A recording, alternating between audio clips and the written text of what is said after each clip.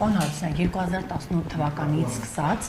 ձեր իշխանությունը ըստ էության պայքարում էր նախկին թալանչիների դեմ։ Ըստ էության մենք նայում ենք այս 7-8 տարիների ընթացքում ոչ մի նախկին թալանչի պատասխանատվության չի ընտրվել։ Բողոքարկում են տարբերացիաներում, գնում են, շատերն արդարացվում են, չհաջողվեց։ Հետո Նիկոլ Փաշինյանը հրահանգեց գտնել սատանաներին, ազգային անվտանգության ծառայության։ Սատանաներին չգտան։ Հիմա հոգևորականներին են։ Հաջորդ ով է լինելու, պարոն Հարությունյան։ Նախորդ պնդումների հետ կապված ընդհանրապես համաձայն չեմ։ Եվ մենք բազմիցս արդեն ունեցել խոսելու այս թեմայով, այսպես ասած նախկին թալանչիներին պատասխանատվության կանչելու։ Երեք ազգային ժողովի նիստի կառավարության նիստի ժամանակ այդ հարցին անդրադարձ եղել է, այդ ինստիտուտները սկսել են աշխատել։ Մենք ուզում ենք, որպեսզի այդ ամեն ինչը ինստիտուցիոնալ լինի։ Վարչապետը երեք շատ հստակ ասեց, այո, հեղափոխությունից հետո հնարավոր էր գնալ եւ ամբողջ այդ ապօրինի գույքը, այսպես ասած, որը համարում ենք այդպիսի, իդ վերադարձնել պետությանը։ Բայց դա պետք է արվեր ինստիտուցիոնալ, որովհետև դրա համար պետք են օրենսդրական հիմքեր, դրա համար պետք են ինստիտուտներ։ Հիմա այդ ամեն ինչը 7 տարի, 1, երկրորդը,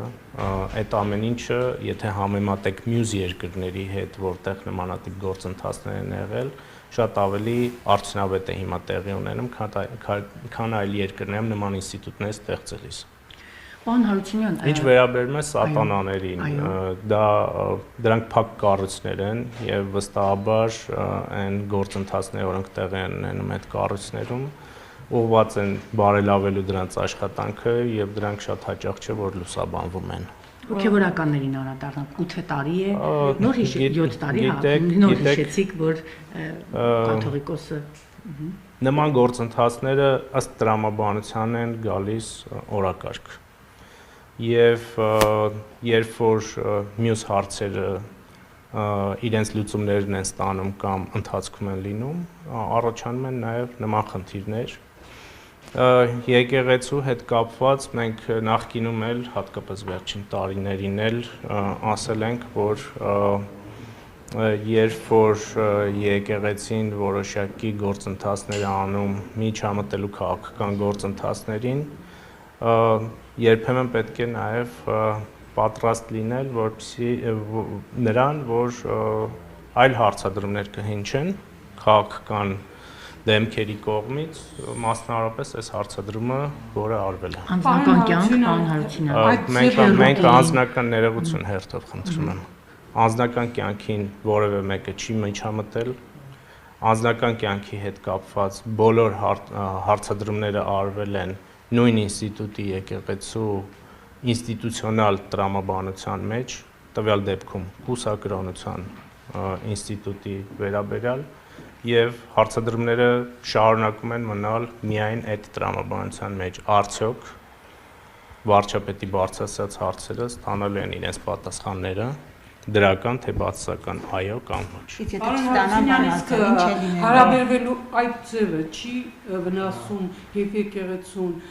նրա կառույցին ընդհանրապես եւ հենց պետության հեղինակությանը, այլ ձև չկա հարաբերությունների բազմա։ Մենք կարծում ենք, որ այդ պատասխանների հարցերը միայն առողջացնելու են եկեղեցին որպես ինստիտուտ։ Իսկ եթե չլինի պատասխան, Հարությունյան, ինչ է լինել, այսինքն իշխանությունը ինչ քայլերի կդիմի, չի պատասխանում հիմա եկեղեցին։ Ըստ էության այն քայլերի շրջանակում, որը տրված է իշխանությանը գործադիր մարմնին օրենքների եւ սահմանադրության շրջանակում։ Այսինքն դրական փոփոխությունների ճանապարհով ով է այս սրբազանը, ով է քերին, այդ քերուկինը, երբ որ մենք խոսում ենք այդ կուսակրոնության կանոնների խախտման մասին, մանկապղծության մասն է վարչապետի կինը հայտարարում, ինչ տեղեկություններ կան։ Հիմա դուք ասում եք անձնական կյանքի անձնական կյանքին մի խառնվեք, բայց ուզում եք որպեսզի անուններ հնչեցվեն, ես չգիտեմ եւ չեմ էլ ուզում որևէ մեկի անձնական կյանքին խառնվել։ Այսինքն սա աշխարհը կոնկրետ եկեղեցու դեմ, թե որոշ հոգևորականների, որոնցից կարծում եմ իմ գործընկերները ձեզ 1000, հիմա ես 1001 անգամ կասեմ, որ եկեղեցու դեմ որևէ գործընթաց չկա։ Մանկապարտության Enterprise-ի տնօրեն նշանակվեց Արտուր Սաֆարարի կինը, ինչու փոխեցիք եւ արդյոք այստեղ շահերի բախում չկար, այլ ավելի անկախ տեխնացու որ նշանակվեց։ Ես կարծում եմ, որ իմ գործընկերները նաեւ այդ տրամաբանության մեջ են նայել նշանակումից առաջ, եղել է մրցույթ, եղել են տեխնացուներ, եթե չեմ սխալվում, շատ տեխնացուներ են եղել, հետո եղել են հարցազրույցներ, որի արդյունքում որոշում է կայացվել եւ վստահ եմ, որ այդ տրամաբանության մեջ են նայել։ Օբյեկտիվ որոշում է կայացվել։ Վստահ եմ, որ այո։ Ձեր թույլտվությամբ եւս մեկ հատ վարչապետի կինը եկեղեցու մանկապողջության մասին հայտարարեց։ Դուք այդ մասով որևէ տեղեկություն եք կամ միգուցե իրավապահ մարմիններին արդեն հայտնել եք։ Կարծում եմ առիթ կունենաք նման հարցեր տալու ստատուսի հեղինակին։ Շնորհակալություն։ Պարոն Հարությունյան, եւ այդ պայքարի ուրեմն այսպես մեկնաբանվեց եկեղեցի իշխանություն ել ավելի սրված այս պայքարի հիմքում ոնց որ այսպիսի մեկնաբանություններ եղան, որ հնարավոր է իշխանությունը բորբոքվել է, քանի որ հարցումներ են եղել եւ ըստ այդ հարցումների հայ առաքելական եկեղեցու հեղինակությունը 5-6 անգամ բարձր է իշխանության հեղինակությունից։ Սրա հետ կապում եք, դա ձեզ անհանգստացնում է, որ եկեղեցին կարող է ուղղորդող նշանակություն ունենալ ընտրական գործընթացում։ Ես անընդհատ լսում եմ այդ պնդումը վերջին զարգացումների շրջանակներում եւ ուզում եմ ձեզ մի բան ասել, որ այդ սոցհարցումները, որոնք արվում են, պետք է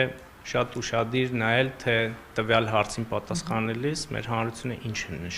ինչ նկատի ունի։ Եվ ես ձեզ 100% վստահությամբ կարող եմ ասել, որ եթե դուք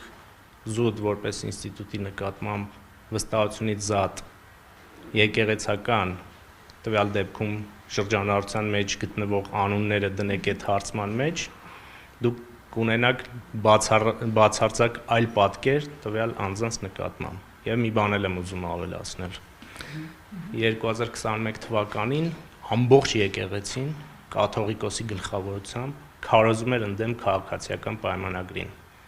Եվ հանրությունը գնաց եւ պատասխանը տվեց այդ կաթողիկոսին եւ իր սպասավորներին։ Այն ժամանակ եկեղեցու նկատմամբ վստահությունը որպես ինստիտուտի պակաս չէր 21 թվականին, քան 24 թվականին։ Ես ուզում եմ, որ դուք չխառնեք ինստիտուտը եւ եկեղեցականներին։ Վստահ կարող եմ ասել եկեղեցականների նկատմամբ, երբ